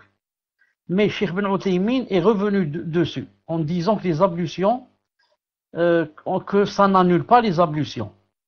Naam. Donc si ça n'annule pas, c'est mieux encore. Et la personne a donné un lien. Je vais cliquer sur le lien, lire et revenir vers vous, Inch'Allah Ta'ala. Une seconde.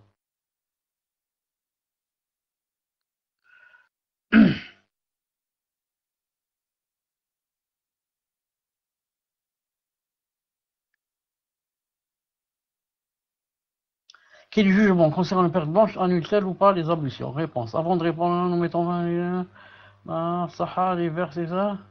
Ainsi, Naam, nous débattons. L'urine, par exemple, annule les ablutions. Comme cela est rappelé par le messager sallam. De même, les excréments, le gaz, le sang des règles, le sang qui suit l'accouchement, le sperme et le liquide qui le précède. Il n'y a rien qui remet en cause tout cela. Tout cela annule les ablutions, sauf s'il y a preuve du contraire. Mais il n'y a pas de preuve qui prouve l'annulation des ablutions.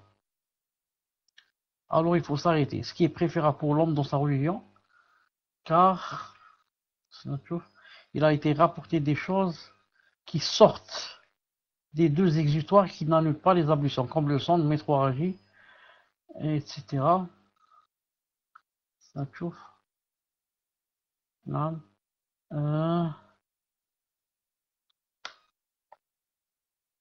Écoulement sanguin des voies génitales féminines survenant dehors des règles et respectant un intervalle libre. Dans l'authentique, une femme des femmes du messager, a fait une retraite spirituelle avec lui, qu'elle avait des métroragies et qu'elle faisait la prière en ayant près d'elle un lave-main. Les pertes blanches ne sont pas rares. Elles sont chez beaucoup de femmes, la plupart des femmes. Et cela, les pertes blanches, augmentent lors de la grossesse. Elles, les pertes blanches, ne sortent pas de l'urètre. D'où sort l'urine impure. Donc, cela n'est pas caché. C'est qu'on y est répondu. Les femmes à l'époque du prophète avaient des pertes blanches, tout comme les femmes d'aujourd'hui. Et malgré cela, nous n'avons pas de texte du messager où il aurait ordonné aux femmes ayant des pertes blanches de refaire leurs ablutions. Donc, nous ne devons pas obliger celles-ci, femmes lors des pertes blanches, à refaire leurs ablutions, si le messager ne l'a pas fait. Donc, les pertes blanches ne sont pas une annulation des ablutions, comme il n'y a pas de preuve claire qui met en évidence cela, et la science est auprès d'Allah subhanahu wa ta'ala.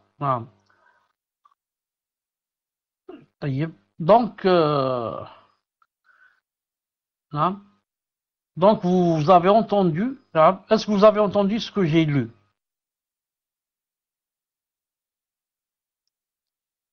Alhamdulillah. Que d'après Cheikh bin Uthaymin, les pertes blanches donc n'annulent pas les pertes blanches. On n'annule pas les ablutions. Je voudrais seulement poser une question. Quelle est la preuve? Quelle est la preuve que ça, c'est sa dernière parole? Et que ce n'est pas le contraire. Et que ce n'est pas qu'il a dit ça, ensuite à la fin, la dernière parole, d'après lui, que ça a annulé les ablutions. Si quelqu'un peut nous ramener une preuve ou une date, Ça serait, Inch'Allah Ta'ala, formidable, bi'idhnillahi ta'ala. Voilà, pour être sûr que c'est sa dernière parole et non pas celle que j'ai citée. Et non pas celle que j'ai citée. Parce que moi, ce que je sais, c'est que Cheikh Ibn Uthaymin a les deux paroles. Où il dit que, yani, de prudence, yani, elle lave, elle fait les ablutions, et l'autre où il dit elle fait pas. Mais je ne sais pas quelle est, yani, celle qui a précédé l'autre. Non. Donc, Inch'Allah Ta'ala, on fera tous, Inch'Allah, des recherches de notre part pour essayer yani, de dire c'est quoi yani, la fin. Non. Contact sœur. Non. Est-ce qu'elle est la contact sœur? Non. Est-ce que tu as lu ce qu'il y avait dans le PV? C'est quoi la réponse? تفضل محمود pour l'autre question, celle qui suit. Jazakallahu khayran wa barakallahu fika Cheikh. Donc Cheikh, j'espère que vous m'entendez. Donc je vais passer à la question numéro 11. Numéro 11, question. Avant de commencer la question 11, les sœurs qui ont des questions sur le cours d'aujourd'hui, je précise bien, sur le cours d'aujourd'hui, vous les passez à contact sœur. Donc là on en a déjà 2, il en manque 3. Et les frères, pareil, si vous avez des questions sur le cours d'aujourd'hui, vous les passez à Habib. Donc on va passer à la question numéro 11. Question numéro 11, question d'une sœur qui demande...